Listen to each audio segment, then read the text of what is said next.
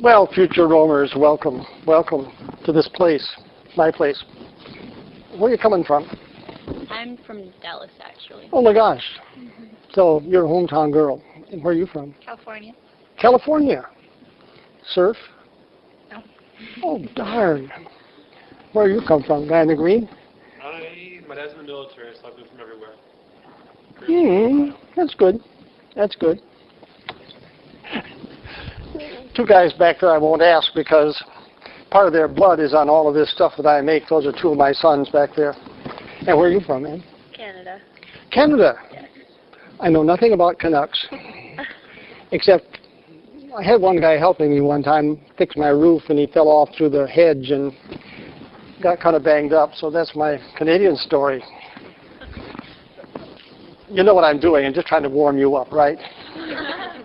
Is it working? Working? Well, we'll see. Well, you're going to have a great adventure over there, and there's no telling you before you go what you're going to run into because you're going to have to make that story up as you go. And then keep it in mind as you search for a wife, which some of you will do, or a husband, which is some of what you will do while you're over there. Don't bring back an Italian, though that's happened. Nice guy, though. Married one of my senior art majors. They all think they're going to stay in Rome forever, and some do stay on into the spring. But you get a little homesick, and you want to come home for mother's home cooking and all that kind of stuff. Well, my job tonight is to kind of warm up the juices for what you're going to see and experience, and hopefully put something into it that's just a little beyond the tourist look, see, click, go home, and look, Mom, here I am at, and then she says, oh yeah, you know, I've seen it before in National Geographic, you know, go feed the dog or something.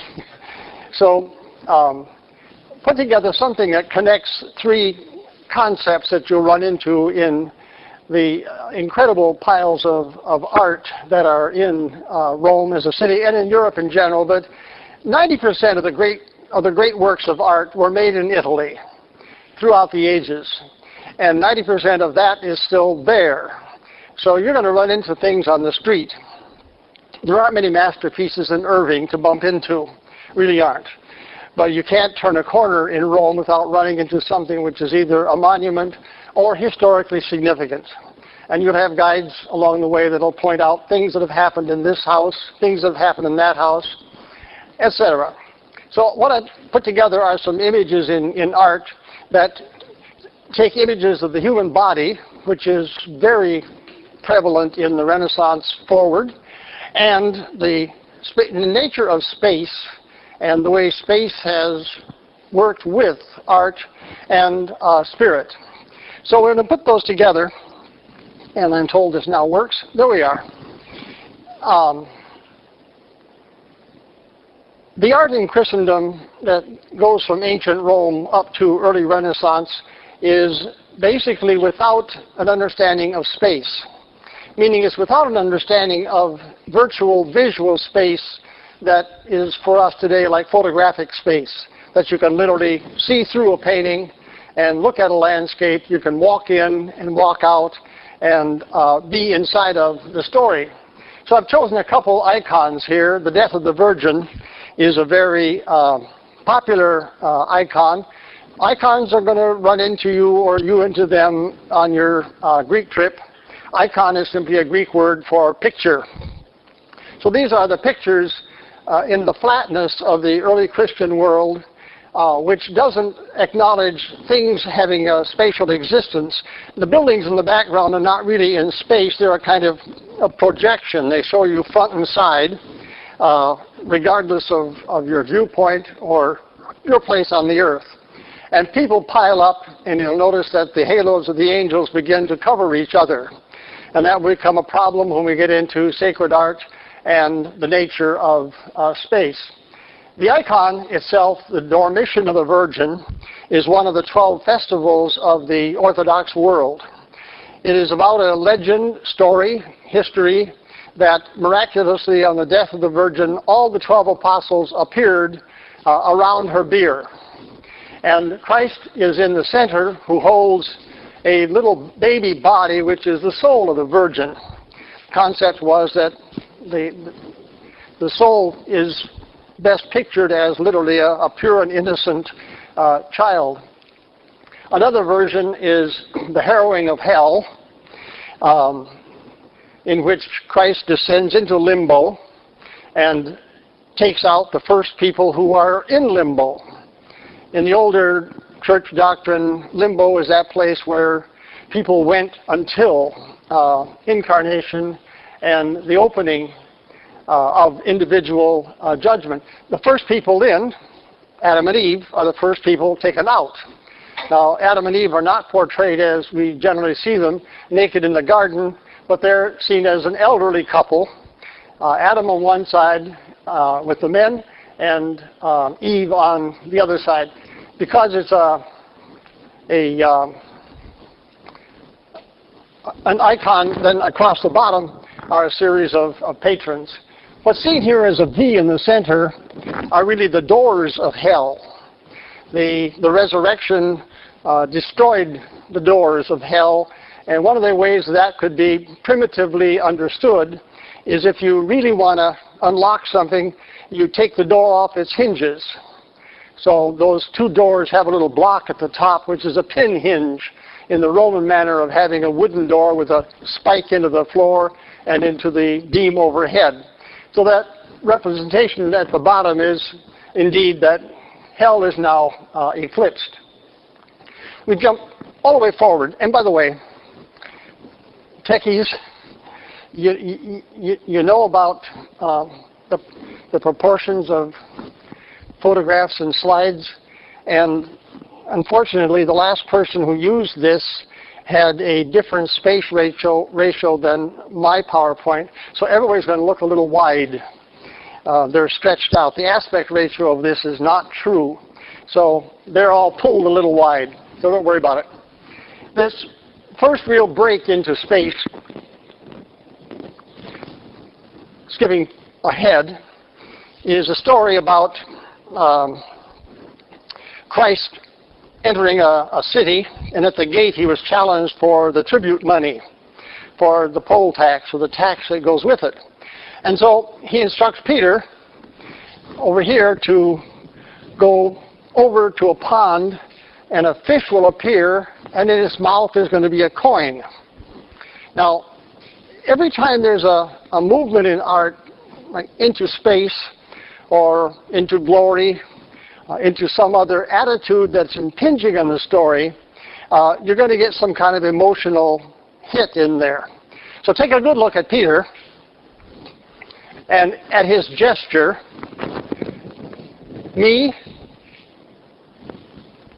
you got to be kidding. Me, Prince of the Apostles, I'm going to go over and get a nickel out of a carp's mouth. Hello? Well, he does so. And he comes back, and with a very contemptuous gesture, he puts the nickel in the guy's hand, who's not dressed in the blankets of the apostles, but he's dressed in the Florentine costume of the day, the hose and doublet of the Florentine costume. The painting is really about using Christ's story, unto Caesar that which is Caesar's, to also make a separation between Caesar and God, in that this is the year that Florence has instituted the world's first income tax. Boo, hiss. The first time that the income was taxed. Florence is a wealthy town. Lots of bankers, lots of money. But they were also in a war. And to finance the war, they needed more money than they could usually squeeze. So they instituted an income tax. Now, this sets up a Caesar and church situation. And the guy who donated the painting, Mr. Brancacci, belonged to the imperial side of politics in Florence, which is divided between two: allegiance to the Holy Roman Emperor or allegiance to the Pope. So you have a painting which, in terms of its look, is really about space. It's about the mountains in the background. It's winter. The leaves are down. People are acting in real space. Colors diminish, and fade off in the background. And the building begins to take on a measurable form. Unlike the icon that was all front and side, we get now a new action.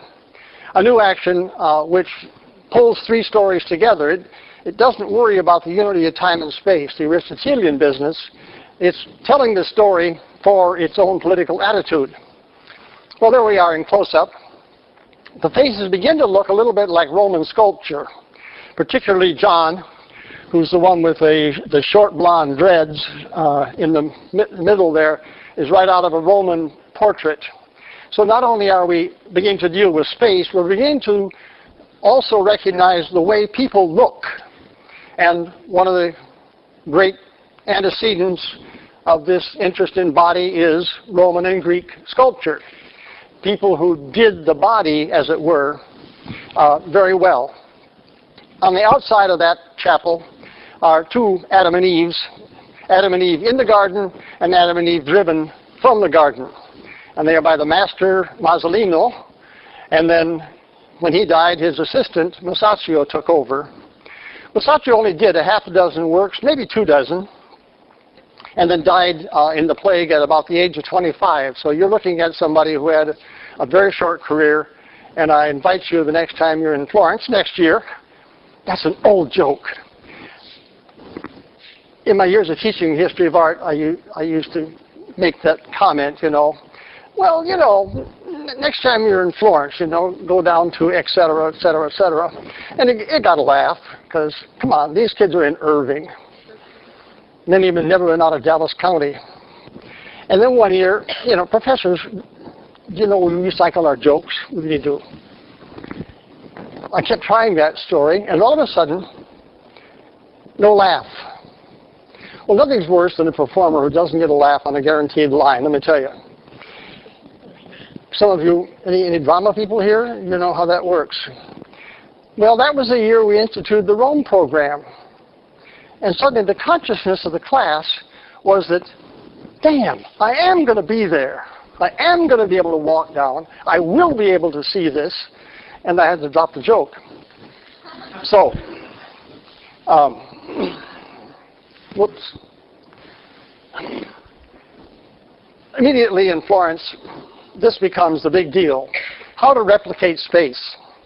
So in the Church of the Innocenti, the innocent ones along the Arno, is St. Jerome, who is wearing his, Augustine, excuse me, wearing his bishop's mitre, Bishop of Hippo.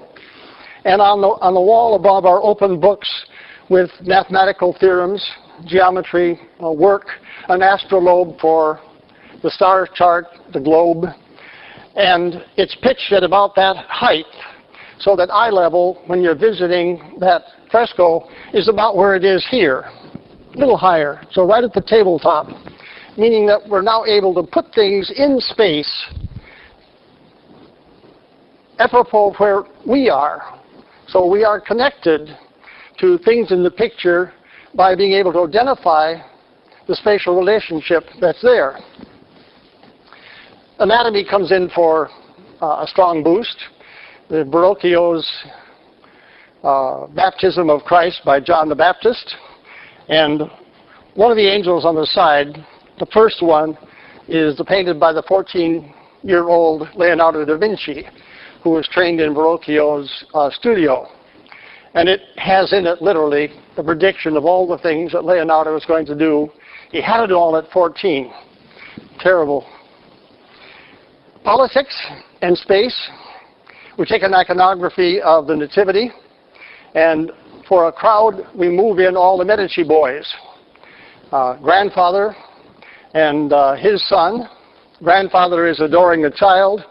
His son is in the red cloak, and his pair of sons are Giuliano on this side, cut off by the frame, and Lorenzo il Magnifico looking downward on that side, and the Medici entourage. If you had to search for a place for the Nativity to happen in real time and space, how would you portray it in 1440, 1450? what kind of model would you have for a place? What kind of structure is back there? What does this happen within?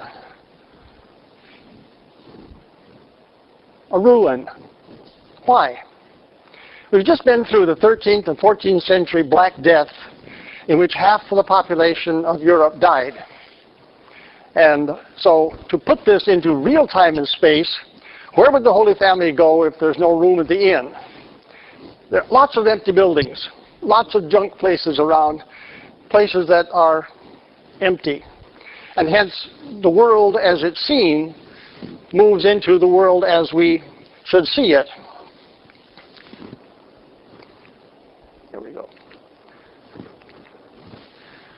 Now, along with this, you've noticed an ease of drawing that the artists have engaged in, making buildings having real positive space, people in foregrounds, people in backgrounds.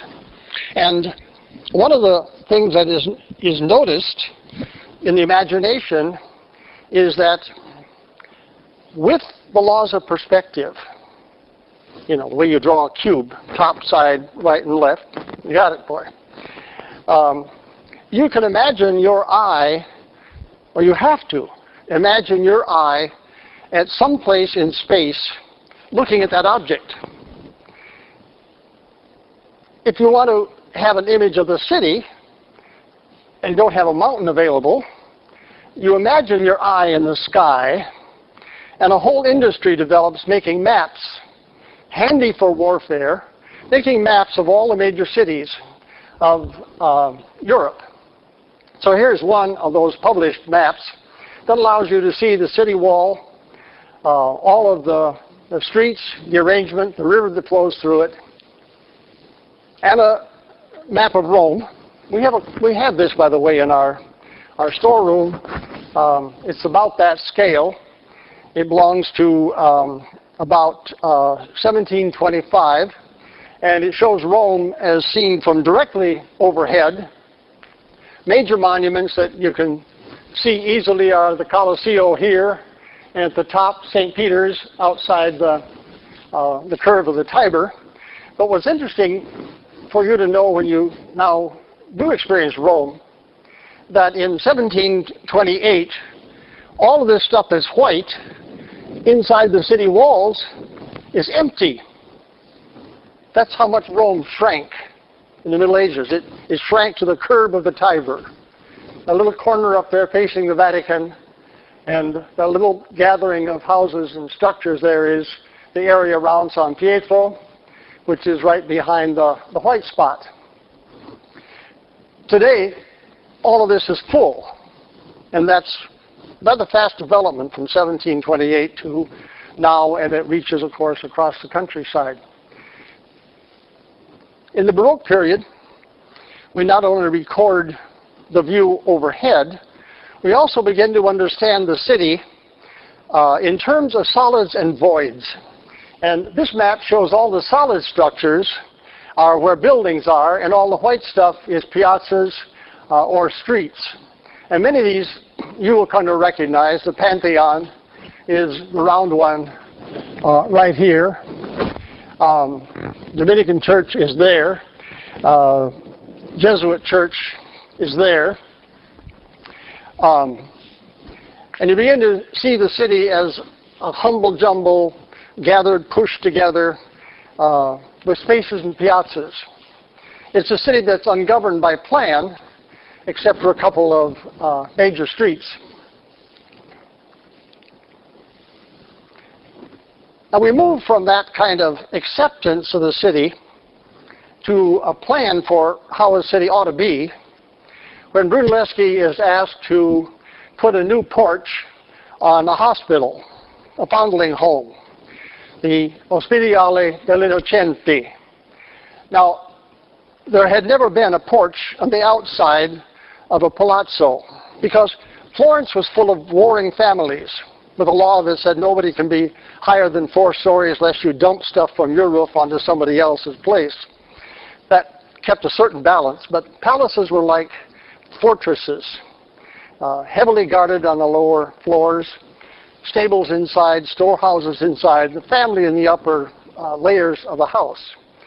But there's another idea brewing about why should we live this way when really Florence shouldn't have enemies within. It should pick on somebody outside. Verona, Bologna, Milano, all the people that have been coming to their gates and shooting at them anyway. So he proposes an arcade as a porch on the outside of the hospital, and that's followed very quickly by an added porch on the Church of the Annunziata, Church of the Annunciation on this side, early Christian basilica. And then in the 18th century, this side was filled in by Napoleon so that it becomes a whole outdoor courtyard, the Piazza Annunziata. And there it is, surrounded by an open arcade. And it all starts with the idea of why create a hospital as a fortress. There's nothing there to defend except babies. So you put together the innocent ones and the need for city planning. So artists begin to fall in line with this new idea of how do we look at buildings. And it becomes easy. We can look at them in the street, or we can look at them in our mind. You can look at them in your imagination. And this is by Lorena. It's a small painting, about this tall, about that wide. It's one of the world treasures, one of the cultural treasures of the world. It's in Urbino, and it has a concrete vault behind it, underneath. There are a whole, you may not know this, new story coming up. Want to hear a news story? Not about Canada. There are certain treasures in the museums of the world that during the Cold War it was thought if we should engage in an atomic holocaust and destroy civilization as we know it, with a certain series of works of art we might be able to look at our cultural past and rebuild. And Lorena's painting of an ideal city was one of those. And each of these works of art has been equipped, and they're around the world, equipped with a bomb-proof shelter that at a minute's notice, this painting can be dropped in a slot and go deep in the earth to wait out the atomic spring. It's one of the great treasures of the world. Now, it's an imaginary city, but notice it's not fortresses. It has porches, balconies, pergolas, and the middle is a round structure. Because in the Renaissance, round was believed to be pure, logical, real. And so we have another segue. First, you draw these imaginary cities, and they show up moving into sacred scenes. This is Christ giving the keys to Peter, one of the lower walls of the Sistine Chapel. You'll be aware of them, but I charge you to look at them because everybody goes to the Sistine Chapel and looks at the ceiling. Would love to lay on the floor and miss the masterpieces all the way around the walls. Now, it's really two paintings. One is about the architecture of the background, and the other is about the action of the apostles in the foreground, with something of the same mix. The apostles are in their sacred blanket costumes, and then the papal people are over there in costume of the day. So it's really almost two stories. That which is an imaginary past, looking at Roman ruins, they project back to the time of Christ, and this is what a cleaned up Roman piazza or Roman forum would look like. It's tried out in Pinturicchio's painting of the painting of the adventures of the Piccolomini popes. Raphael tries it out in the Marriage of the Virgin, or the Betrothal of the Virgin. Interestingly enough, this is an old iconography. It's an old medieval story that when it came time in the village to choose a mate for the loveliest of the village maidens, Mary, that all the young men went to the temple and put their staffs on the altar, went home, prayed overnight, and in the morning with the full hope that one of them would spring into bloom. Like I said, it's pretty imaginary. And Joseph did. You'll often see statues of Joseph with lilies blooming out of the top of his staff. Well, that's in homage to that medieval story of Joseph being chosen as the winner. And Joseph is almost always throughout history portrayed as an old man. Look how Raphael regards Joseph. And then look at the losers. The old iconography always has the losers saying, bah humbug, breaking their staff over their knee, and he honors that. He shows one guy down here with breaking his staff. And then there are the losers back there. And what do you notice about them?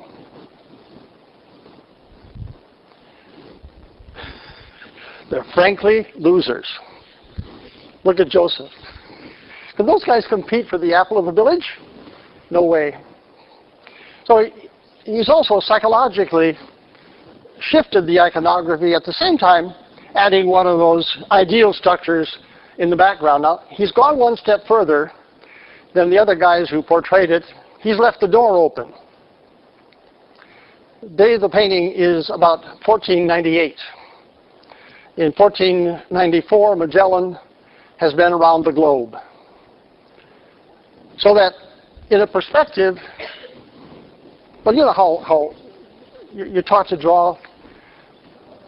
A road goes back to a point and the telegraph lines, all so on. And if you go down 183, what's at the end of your vision? Bedford. You get to Bedford, the end of your vision is probably Fort Worth. If you go to Fort Worth, what are you going to see outside the other side? Mineral wells.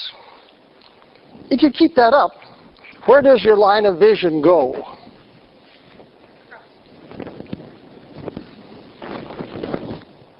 All the way around, as Magellan has proven. That no matter how far you go visually on the Earth, you're going to come right around behind yourself. And you're going to be right here.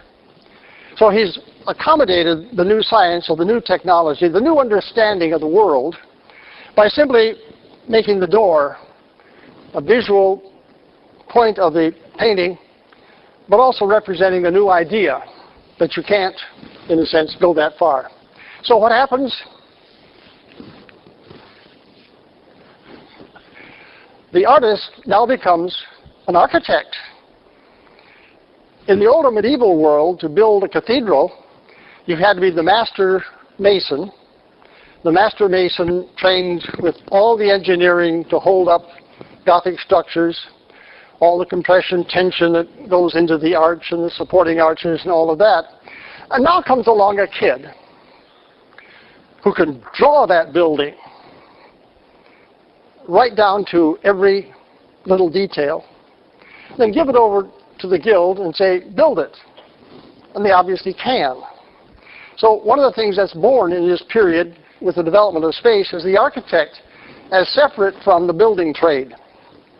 And that's what happens when Lorena, an artist, is able to draw Santa Maria della Conciliazione in Todi by simply drawing the building and all of its details and handing it off to somebody else, a separation of roles.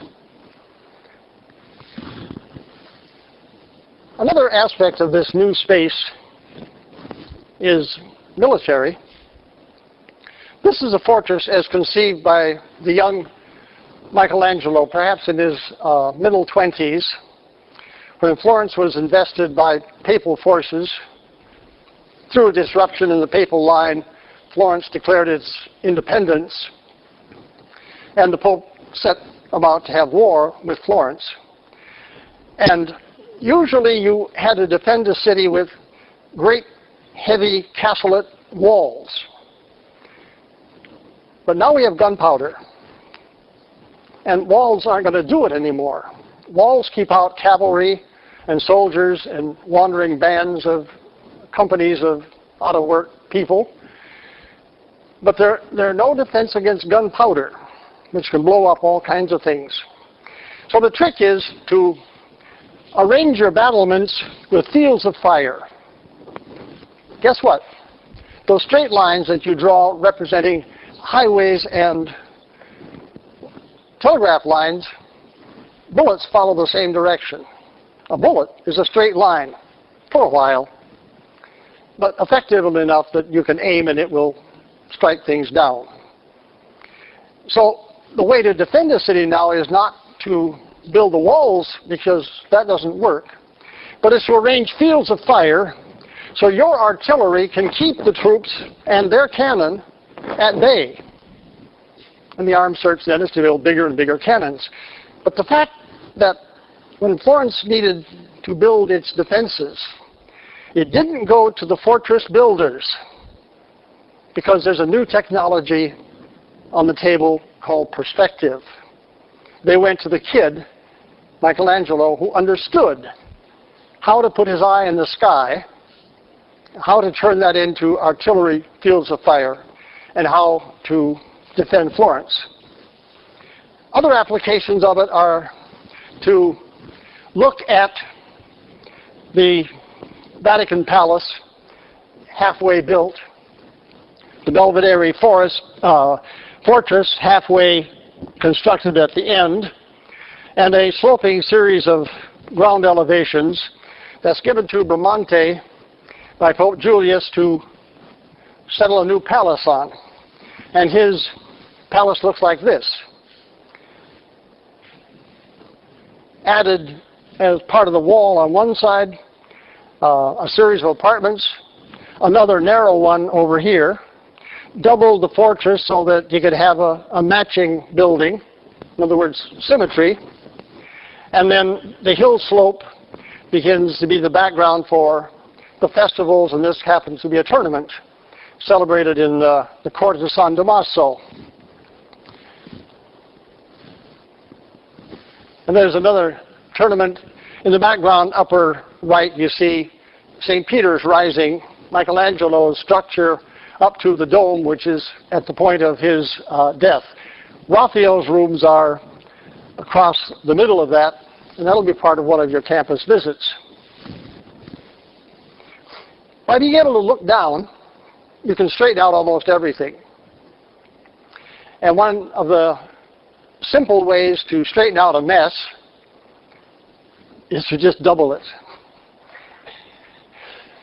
You take whatever ill-assorted structures you've got, and if you double it, it becomes symmetrical.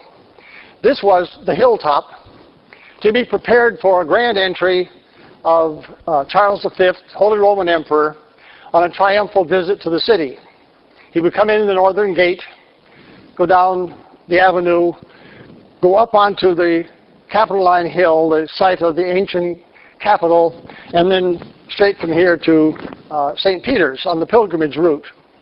You can see from the buildings gathered around here that they're a kind of convoluted mess.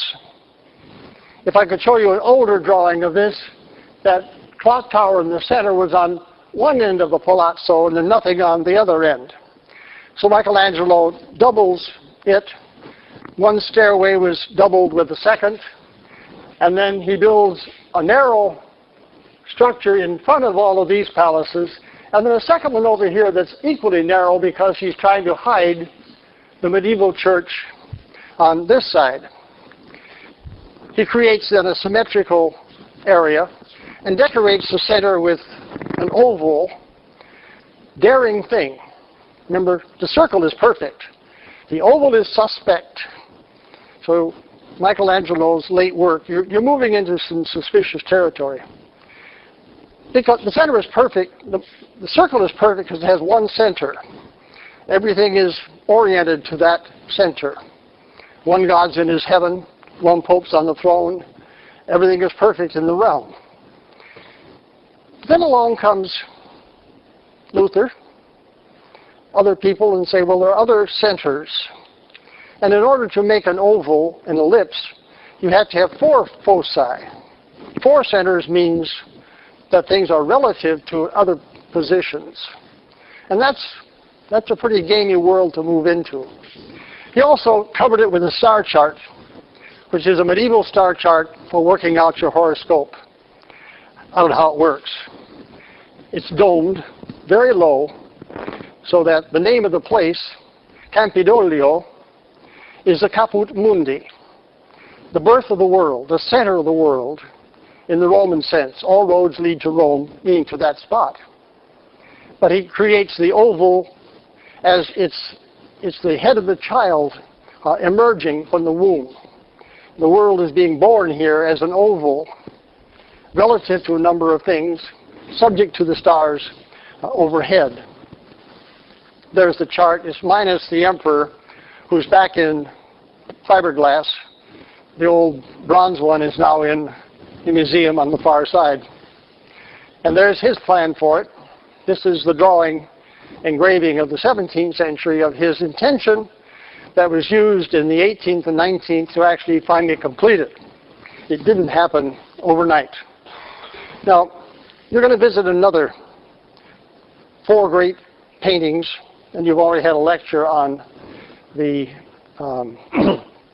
Raphael rooms, in which he paints a heavenly gathering overhead in dispute over the nature of transubstantiation. And on the other wall, the wall that belongs to philosophy, he gathers together the school of Athens. All of the great minds of the ancient world are portrayed here with identities attached in some kind of symbolic context.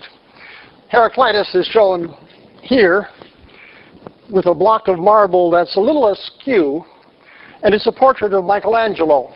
He's not in the original drawing, but between the 2 paintings, Raphael has been sneaked into the Sistine by Bramante, his uncle, who allows him to see what Michelangelo was doing next door, and he comes back with much stronger figures, much more convoluted figures, much more muscular figures, and it's believed in homage to that he puts Michelangelo in.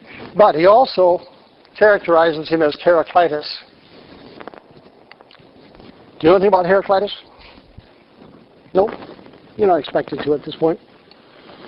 Almost all anyone knows about Heraclitus is that he's Michelangelo in Raphael's painting. Heraclitus is a philosopher that said you can't step into the same river twice. Paradox. Why can't you step in the same river twice? Because it's a different river now. You stepped in it once. You changed it. It's the whole basis for this world we live in, where you measure something, you change it. You know, it's like somebody coming up to you and saying, "Have you stopped beating your wife yet?" No matter how you answer that, you're in trouble. So he's Heraclitus. We won't go through all of them. It is interesting to know, though, that they are a continuous horizontal story. The one on this side belongs to poetry and literature. On this side belongs to law, canon law and civil law. So that if you look at the runner coming in on this side, bearing messages, he's coming from the wall of literature and poetry. At the corner of the wall of theology, next to literature and poetry, you'll find Dante. So as you move across the wall of theology, you move into the realm of literature. And you've all experienced that. You've all been into literature where your professor is going to make fundamental connections to things that are spiritual. If you go to this side, the world of philosophy, Plato and Aristotle, Diogenes, and then Bramante, easily identifiable by his bald head because we have portraits of Bramante. He's playing Ptolemy. No, he's playing Euclid, the mathematician. So you follow this liberal arts circle. You start in theology and it moves you into literature. Literature moves into philosophy. And the first philosophy you encounter is Epicureanism. Eat, drink, and be merry. And notice that the only followers of Epicurus are young people and children, and he's standing next to a column that is only a base. In other words, this philosophy doesn't go anywhere. It's a comment because in the intellectual world of the Renaissance, all of this stuff would be known in almost, and is displayed here in almost cartoon way. So as you move across philosophy hardens into mathematics, mathematics into law. First canon law, and civil law, canon law. Canon law takes you right into the world of theology. So he's resurrected the medieval circular connection that knowledge is all one. The deeper you probe one, you come out in the other. Plato and Aristotle, one points up to ideas, and the other one points out to experience. Plato points upward, and his portrait is Leonardo da Vinci. Space can be used to create other iconographic changes, such as the development of the Last Supper, seen here as the fourth table in the refectory of the monks in Florence. Judas is on this side, which is the only topical note. But he's taken, this is Michelangelo's teacher, Ghirlandaio, who's taken the vaulting of the room and added two more on the outside with a garden, and putting the apostles up on a platform that is a little lower than your eye level one, so you can see the transposition of the space below.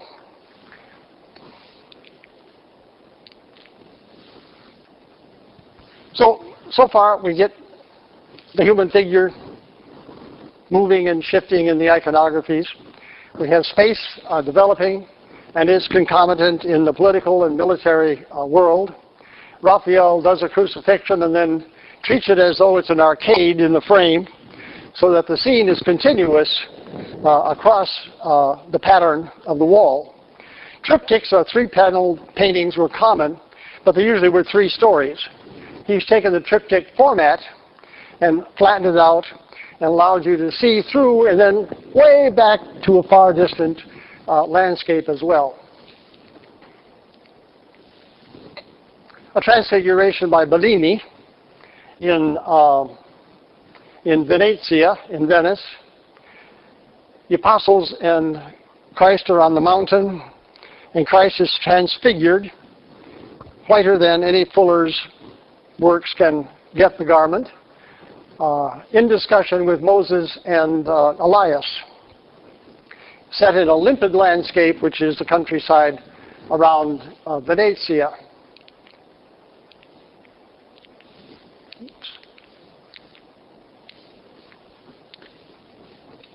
Gotta go back here.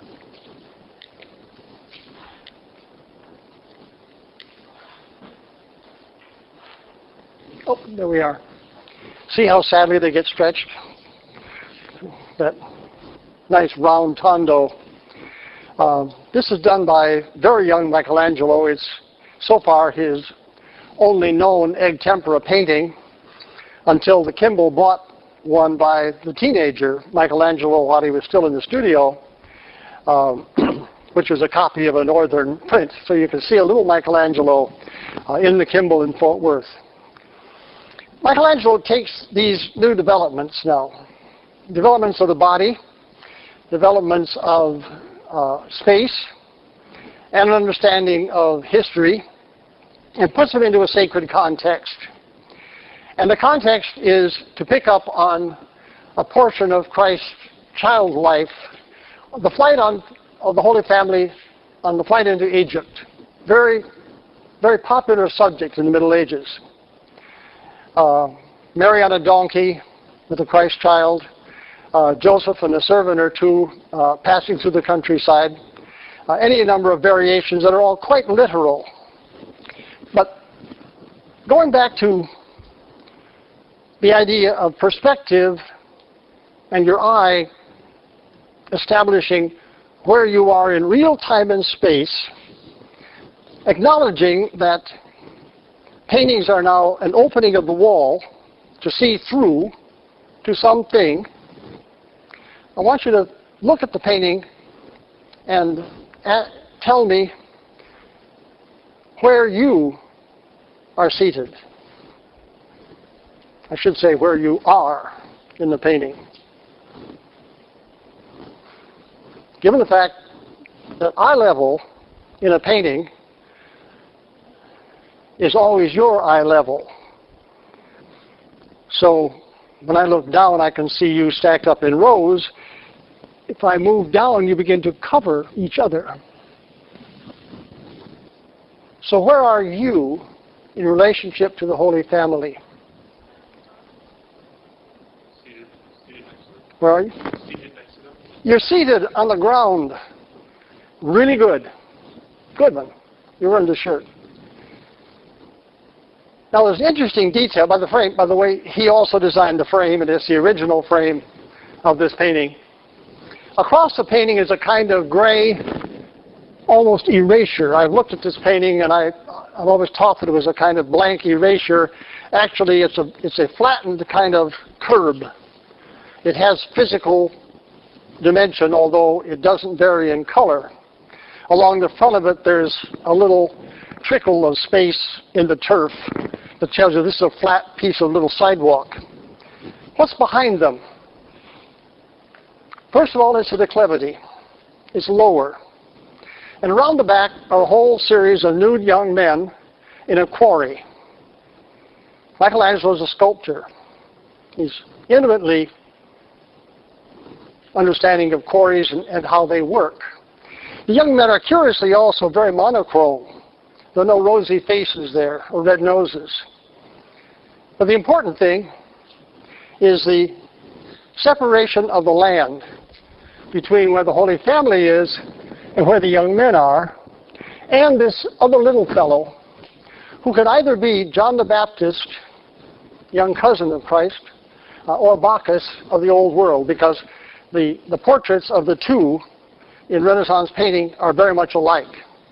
Leonardo's painting of John the Baptist and the Bacchus are identical kinds of faces. Given the model available, that's not surprising, but whoever it is, the important thing is they are lower.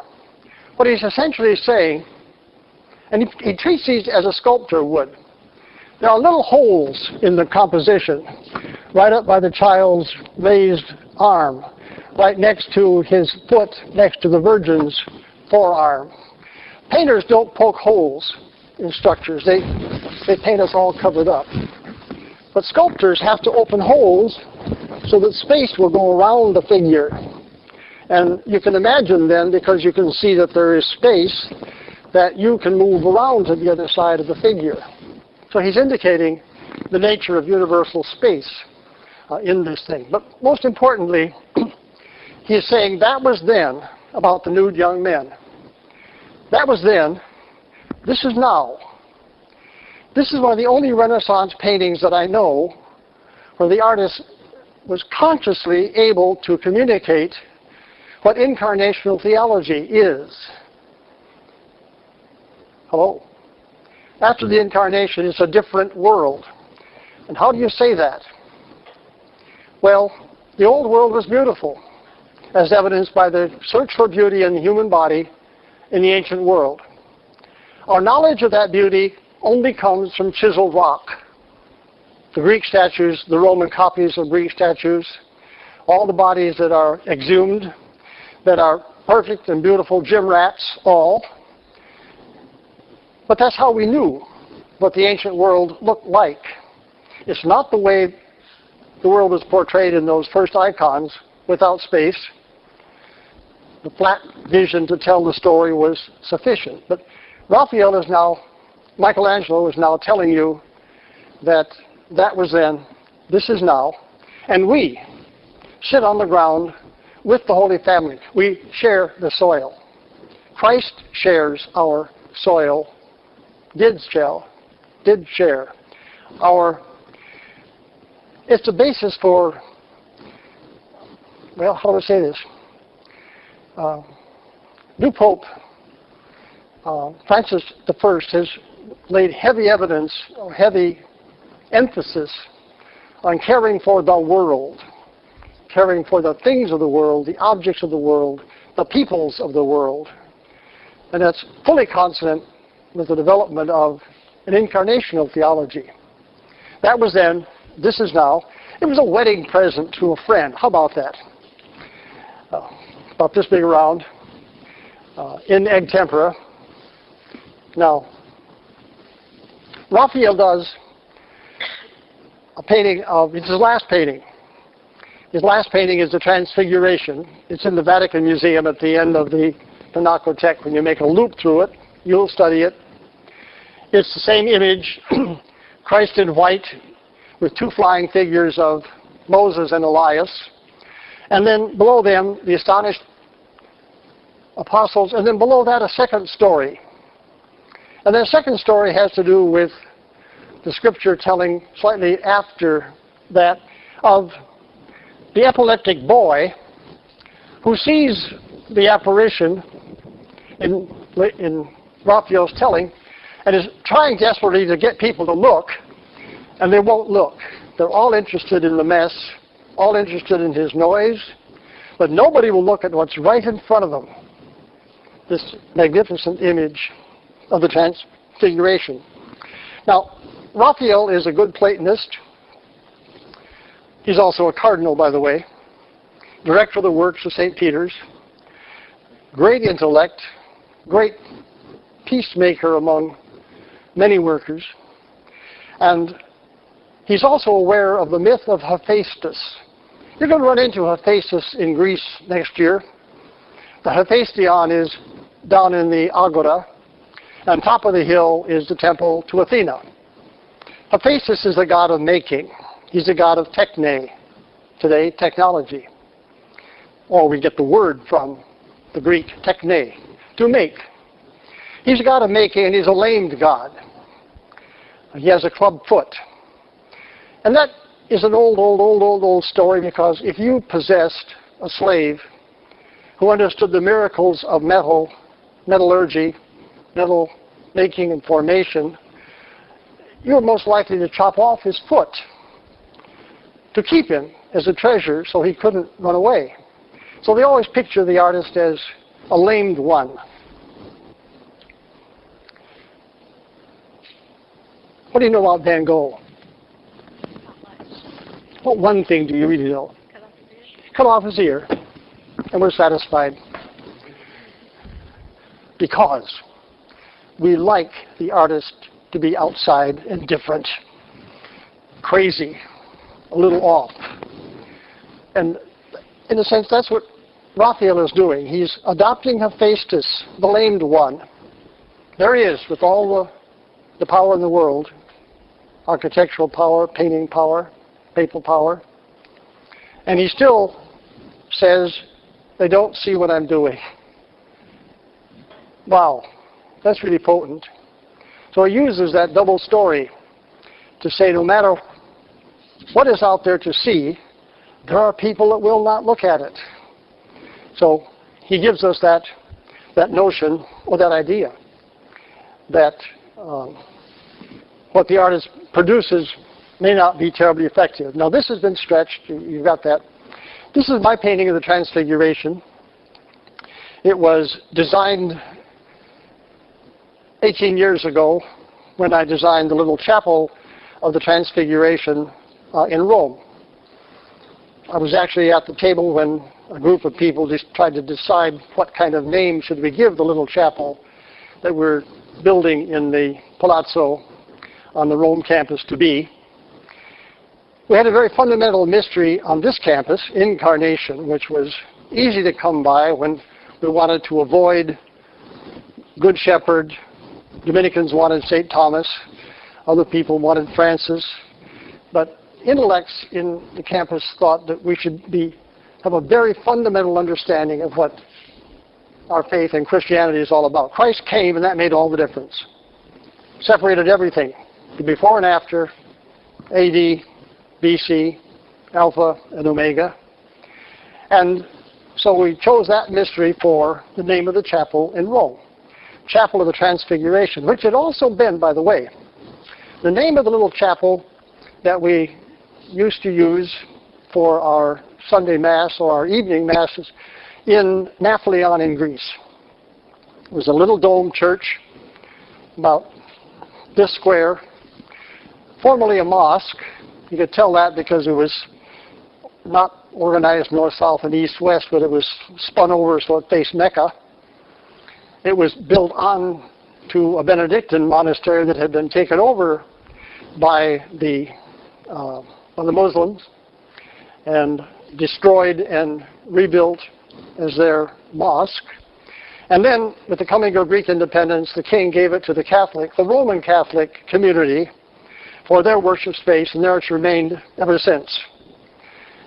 But the name of it was Chapel of the Transfiguration. Transfiguration is a very important mystery to the East. In the column churches, you'll find 4 big mosaics, and there'll be Nativity, Presentation, Baptism of Christ, and Transfiguration. Recently, the Cardinal Leonardo in South Texas, our Archbishop, speaking to priests of the diocese, said that we must become a biblical people. We must become scripturally alert, and in particular, we must study the Transfiguration. I don't know what he meant by that. I would like to know, and maybe I'll contact him and find out. But it's a mystery that we only use as a Sunday image. We use it, as I've told you, in our Rome talk. How many of you have heard me in the Rome talk visiting? Well, that wasn't very effective. You all came anyway. Thank you. We take you to Rome, in a sense, not as a critique of America, but we take you to show you something. Show you history and places it made, and then you have to come home as a junior and go to work. And that's exactly the way it worked with the apostles. They wanted to stay there, and Christ said, no, don't speak of this. We now go to Jerusalem. He goes to be crucified, and so the story goes. Now the iconography of my painting is to pose him in Christ in the center in a semi-crucifixion format with Moses and Elias on both sides. The earliest of Christian images is a cross with an alpha and an omega on both sides. Christ came and divided everything, old and new, male and female. And I picked up on the old and the new, making Moses the old figure on the left, and the figure on the right, to whom Christ has turned, is the young man who was pulled out of his field while plowing and taken off to heaven. I've included an oval around the figure and a crossbar, which is the Greek letter theta, for theos, father, because the Transfiguration is one of the 2 times that God the Father speaks. The other is at the baptism of Christ. This is my beloved Son. And so he speaks to the apostles, but he's represented because he's unrepresentable by the letter T, theta. I have made it with sky above and vegetation below. They're on, after all, a mountain top. Christ is a full figure with a suggested crucifixion with the feet turned down. After all, he's floating. And the 2 figures are almost phantasmagoric on both sides. You don't notice that they're really not complete figures, and they don't have feet. They are not grounded, as it were, at this point. We designed that to be the focal point of the little chapel in Rome. It was converted into a mosaic by Julie Ritchie, one of our alumni, and a very, very fine prize-winning mosaic artist in Irving. This is a little chapel with parts taken from all kinds of experiences, the round arches, the onyx windows, the typical travertine, although this is Carrara marble floor, and the chairs. Let's say about the chairs, because nobody else can tell you about the chairs. Almost everyone who's gone to Rome in the Rome program, except for the first 2 years, has sat on those chairs. They were purchased by Signor Stupini to be the refectory chairs of our camping site at Via del Pescaccio, which we were there for 15 years. And then they followed us to Manziana, and they followed us to other places, and then finally they followed the furniture in rickety form to the new campus. And I began to locate them around the campus. They were upholstered with pink plastic. I took one apart and said, we can fix that. So we sent them out. Actually, one of the professors, philosophy professor here, sons living on the Rome campus, sanded and re-oiled and refinished them all. There are about 50 of them. And then we sent them out to Italian workers to weave the rush seat. Because in your travels throughout Europe, the rush-seated chair is the standard seating in European cathedrals. I like the idea that we can put these chairs back in use. They are 1960s rosewood. I don't mind telling you that they now sell on the market for over $1,000 a piece because they are rare wood, rosewood, and there's a big bunch of them. So what I like, though, is that they remain for us a kind of familial connection to all of the students who've ever gone to Rome, have sat in those chairs as part of the refectory, the meal time. So wonderful connection, meal, time, family, Eucharistic connection, and a sense of time, because those chairs have served us now for well over 50 years. There's a mosaic in close-up. It's got a lot of white spots on it because those are reflections. It's made in little pieces of colored glass from Venezia. There it is in full scale with the travertine floor. It about fills the wall, as you could have seen. There it is shown earlier this summer in our own chapel as a daily piece behind the font.